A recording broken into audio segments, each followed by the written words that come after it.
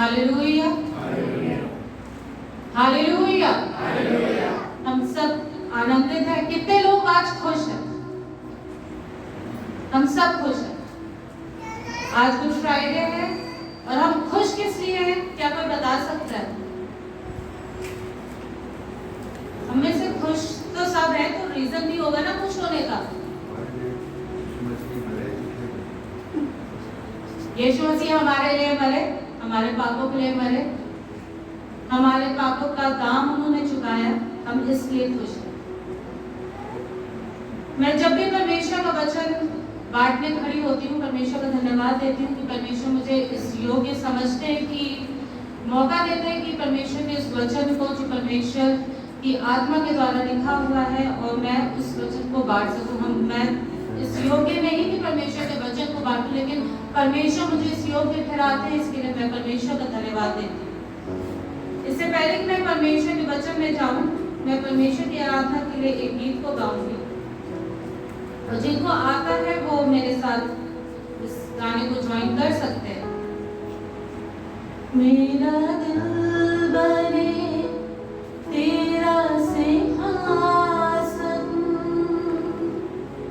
मेरी आत्मा तेरा संग, मेरा दिल बने तेरा सिंहासन,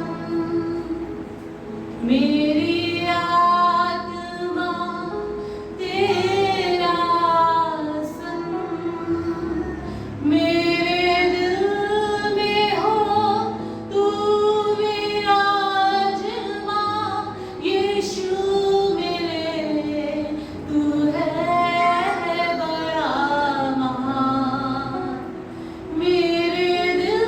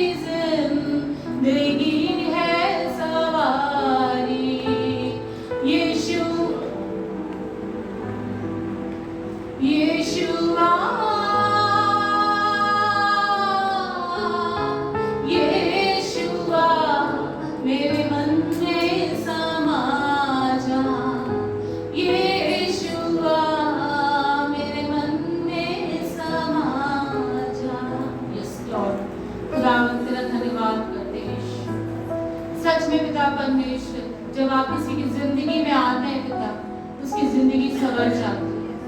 पिता जब हम पिता आपको इनवाइट करते हैं प्रभु, आप हमारे दिल के दरवाजों पे खड़े खटखटाते हैं, और जब हम आपको वेलकम करते हैं प्रभु, तो आप हमारे अंदर जब आते हैं तो पिता परमेश्वर हम वो नहीं होते जो हम होते हैं पिता, लेकिन हम आप में एक नई रचना हो जाते हैं, आप में हम एक नई सृष्टि हो जाते हैं पिता। हे पिता परमेश्वर यीशु, पवित्र आत्मा आपकी उपस्थिति को चाहती है, पवित्र आत्मा आपकी गाढ़ अभिषेक उस घड़ी चाहती है यीशु। पिता परमेश्वर जो कुछ भी वचन प्रभु आपने मुझे दिया है पिता परमेश्वर, वो मेरी ओर से नहीं यीशु वरन आपकी ओर से होने पाए। पवित्र आत्मा एक एक शब्द प्रभु हर एक के जीवन को पिता परमेश्वर छूने पाए, और आज हर एक जन अपने हृदय को प्रभु खोले, और पिता परमेश्वर अपनी जिंदगी में प्रभु आपको ग्रहण कर ले पाए, जिंदगी संवार जाए पिता परमेश्वर, जिंदगी में प्रभु आप ही आप रहे पिता परमेश्वर, हम में से हर एक के जीवन में खुदावन पिता, बेशकीमती लहू जो आपने क्रूस पर बहाया है पिता, हम उसको याद करते, उसकी अहमियत को पिता मानते पिता परमेश्वर, और पिता परमेश्वर सच्चे हृदय से प्रभु उसे ग्रहण करते हैं यीशु। हे पिता परमेश्वर सारी आदर में खुदावन यीशु आपको देते हैं, यीशु के नाम से होकर आमीन। अब तक हमने 5 कलमे सुन लिए, अब बारी आती है छठे कलमे की। जब भी प्रभु यीशु मसीह कुछ भी बोलते थे तो उनके हर एक शब्दों के पीछे एक हिडन मीनिंग रहता था। कोई भी वर्ड टू वर्ड वो बातें नहीं करते थे, हर एक चीज या तो वो दृष्टांत के तौर पे बोलते थे, या जो भी वर्ड बोलते थे तो उससे उसके पीछे बहुत ही गहराई छुपी होती थी। हमने देखा पहला जो कलमा था, हे पिता इन्हें क्षमा कर, उसमें प्रभु यीशु मसीह एक प्रार्थना को कर रहे हैं, एक प्रार्थना कर रहे परमेश्वर से कि पिता आप इन्हें क्षमा करें। दूसरा कलमा था, आज ही तू मेरे साथ स्वर्गलोक में होगा, ये परमेश्वर ने वायदा किया। इससे किया जो उनके साथ जिसने रिपेंट किया था, जिसने कहा कि आप जब जाना तो मुझे मेरी सुधि लेना, तो परमेश्वर ने कहा आज ही तू मेरे साथ कहाँ होगा, स्वर्ग में। तीसरा था, हे नारी देख ये तेरा पुत्र है, यहाँ पर यीशु मसीह ने एक चिंता को दिखाया। चौथा था, हे मेरे परमेश्वर तूने मुझे क्यों छोड़ दिया, यहाँ पर एक पीड़ा थी, मैं प्यासा हूँ। पांचवा कलमा जो एक मांग थी, और छठा कलमा है पूरा हुआ जो कि समापन की वो दृष्टि करता है, और सातवां है, हे पिता मैं अपनी आत्मा तुझे सौंपता हूँ, जो कि एक संतुष्टि है। तो हम अभी जो अध्ययन करने जा रहे हैं या जिस पे हम विचार करने जा रहे हैं वो हमें मिलता है यूहन्ना 19 उसका 30 में, जब यीशु ने वह सिरका लिया तो कहा पूरा हुआ, और सिर झुकाकर अपने प्राण त्याग दिए। हम इसको अगर ऊपर से पढ़े, इसके बाद यीशु ने यह जानकर कि अब सब कुछ पूरा हो चुका, इसलिए कि पवित्र शास्त्र में जो कहा गया वह पूरा हो, कहा मैं प्यासा हूँ। वह सिरके से भरा हुआ एक बर्तन रखा था, अतः उन्होंने सिरके में भिगोए हुए स्पंज के जूफे पर रखकर उसके मुंह से लगाया। जब यीशु ने वह सिरका लिया तो कहा पूरा हुआ। यहाँ पे 2 चीजें हैं, एक मैं प्यासा हूँ और दूसरा है पूरा हुआ। और मैं प्यासा हूँ और पूरा हुआ वो एक चीज कनेक्ट करती है, वो है सिरका जो कि स्पंज में डूबा हुआ था, और जब वो सिरका यीशु मसीह के मुंह पे लगा तब जाके यीशु मसीह ने क्या कहा, मैं कि पूरा हुआ। ये पूरा हुआ क्यों कहा होगा यीशु मसीह ने? हम सब जानते हैं कि यीशु मसीह इस पृथ्वी पे आए थे, देहधारी होके आए, और वो क्यों आए? ताकि परमेश्वर की जो व्यवस्था है उसको पूरी कर सके। सारी चीजें जो उनको करनी थी वो उस टाइम पीरियड में जितना भी उनका एज लिमिट परमेश्वर ने निर्धारित किया था, उतने टाइम पीरियड में उनको वो चीज पूरा करना थी, व्यवस्था को पूरी करनी थी। भजन संहिता 69:21 में हम देखेंगे, लोगों ने मेरे खाने के लिए इंद्रायण किया और मेरी प्यास बुझाने के लिए मुझे सिरका पिलाया। जब वो बोले मैं प्यासा हूँ, और उसके बाद जब उन्हें सिरका पिलाया गया, ये भविष्यवाणी पहले ही भजन संहिता में हो चुकी थी यीशु मसीह के लिए। और जब उन्होंने इस चीज को अपने ऊपर होते हुए देखा तो उन्होंने कहा क्या कि पूरा। मत्ती 5 उसका 18 वर्स देखेंगे, कोई पढ़ ले मत्ती 5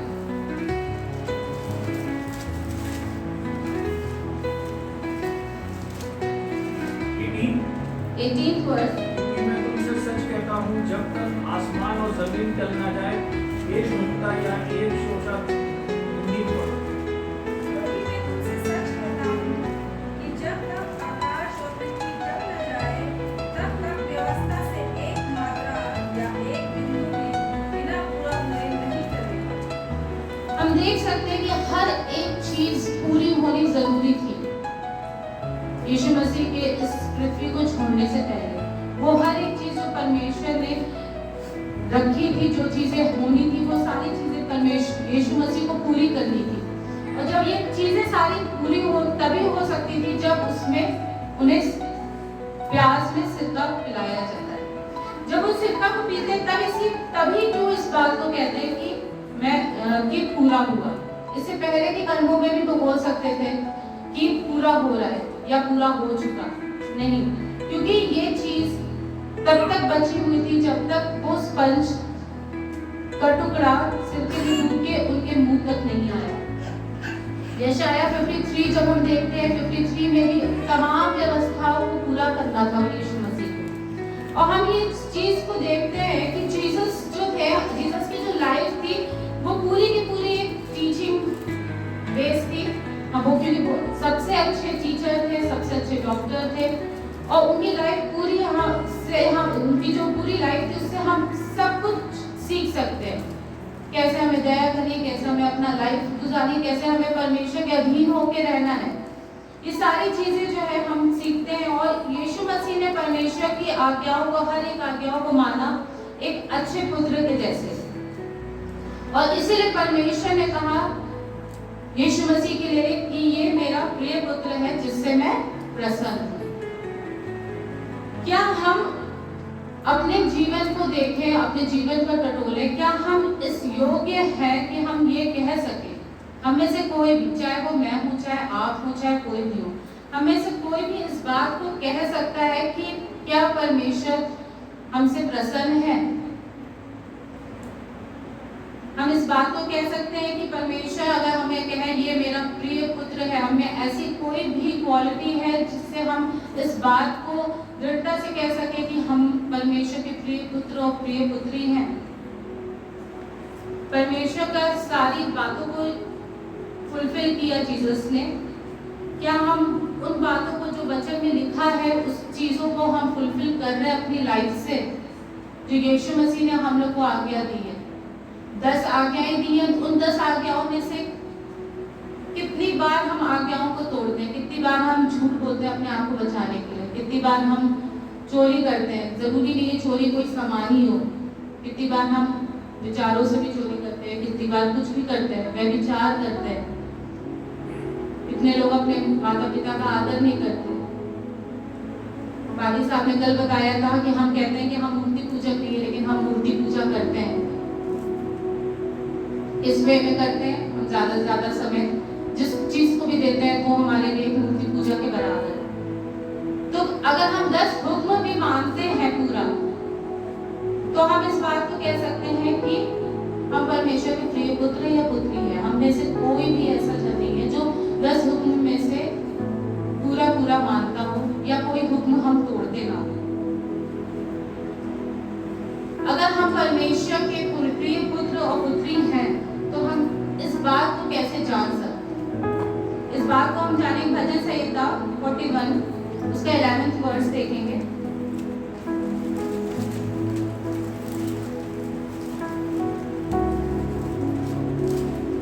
मेरा शत्रु जो मुझ पर जयवंत नहीं हो पाता, इससे मैंने जान लिया कि तू मुझसे प्रसन्न है। मेरा शत्रु जो मुझ पर जयवंत नहीं हो पाता, इससे मैंने जान लिया कि तू मुझसे प्रसन्न है। हमें आज क्या करना है?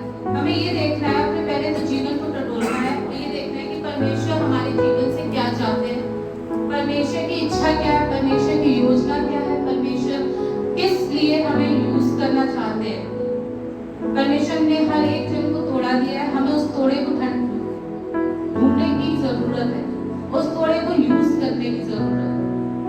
और जब परमेश्वर हमें जो कार्य को करने के लिए इस पृथ्वी पे भेजे हैं, मैं अक्सर इस बात को जब भी मैं बच्चों को बांटती हूँ, हर बार मैं इस बात को कहती हूँ कि जो चीज के लिए परमेश्वर ने हमें भेजा, हमें उस चीज को देखने और परखने की जरूरत है, उस चीज को यूज करने की जरूरत है कि जब हम अपनी दौड़ को पूरी करें तो हम परमेश्वर के सामने जो परमेश्वर ने हमें तोड़ा दिया है, हम उस तोड़े को लेके जाके कह सकें कि यीशु मसीह आपने मुझे ये चीज दिया था, मैंने उसको इतना यूटिलाइज किया, इतना बढ़ाया। और जब हम ये सारी चीजें इस पृथ्वी पे होके करते हैं तो जो हमारा शत्रु है वो हम पर जयवंत नहीं हो पाता है। हमारा शत्रु कौन है? कोई इंसान है, हमारा नेबर है, हमारा कलीग है? नहीं। इफिसियंस 6:12 पढ़ेंगे, वहां पे क्लियरली मेंशन है हमारा शत्रु कौन है।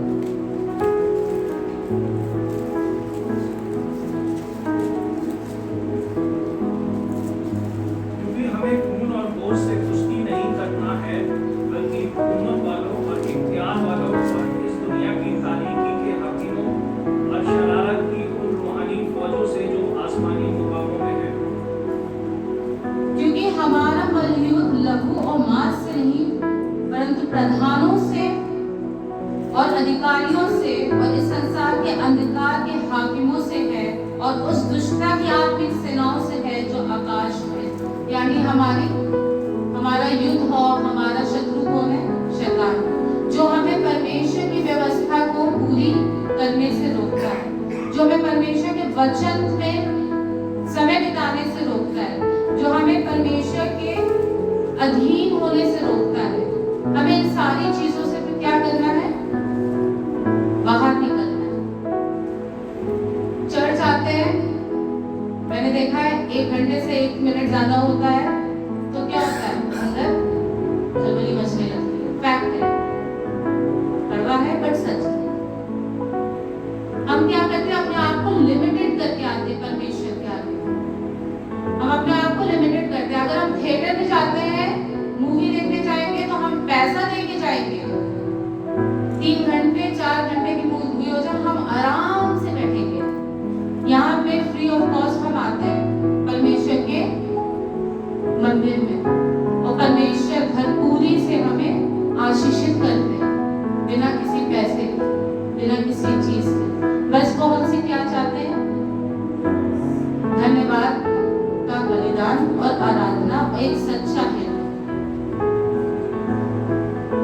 परमेश्वर के वचन में समय बिताएं, परमेश्वर के नजदीकी में आए। और जब हम परमेश्वर के नजदीकी में आते हैं तो सच मानिए, जो शैतान है वो हम पर हावी नहीं हो सकता। जो वो बातें हमारे जीवन में पाई जाती हैं जो यीशु मसीह की ओर से नहीं है, वो हमारे जीवन से क्या होती है? निकलना शुरू होती है। और लोग, जो दूसरे लोग होते हैं, वो आपके जीवन को देख के आपसे पूछने लगते हैं कि पहले तो तुम ऐसे थे, अब तुम ऐसे कैसे हो गए? तो आपको परमेश्वर मौका देता है उस समय परमेश्वर के नाम का प्रचार करने का। आप उस मौके को एक्सेप्ट करिए, आप उस मौके का फायदा उठाइए। आप अपने जीवन को इस तरीके से बनाइए कि परमेश्वर कहे कि हाँ, ये मेरा प्रिय पुत्र और पुत्री है। और आप इस बात को तभी जान पाएंगे जब आपके ऊपर शैतान की कोई भी चाल प्रबल नहीं कर पाएगी। हालेलुया। परमेश्वर का धन्यवाद करते हैं। परमेश्वर ने हम सबको इतना अनुग्रह दिया है, अनुग्रह के द्वारा ये जीवन दिया है कि हर एक दिन हम परमेश्वर के लिए इस्तेमाल हो सकते हैं।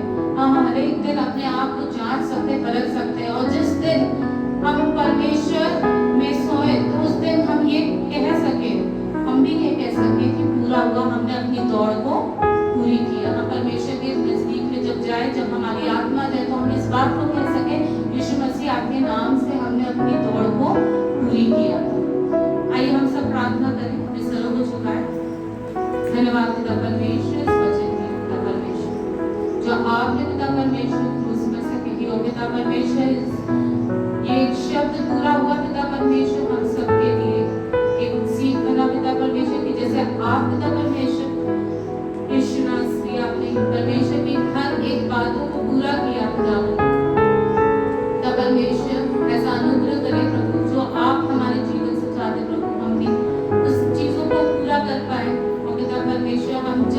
अपने जिंदगी की आखिरी सांस गिन रहे हो पिता परमेश्वर, तब हम भी इस बात को कहने पाए कि हमने अपनी दौड़ को पूरा किया यीशु आपके नाम से।